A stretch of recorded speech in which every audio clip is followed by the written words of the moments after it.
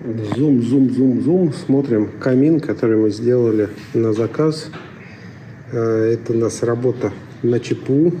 Проект я также покажу. Изначально был другой цвет, чуть красный. Но в процессе реализации проекта выбрали вот такой замечательный империадор.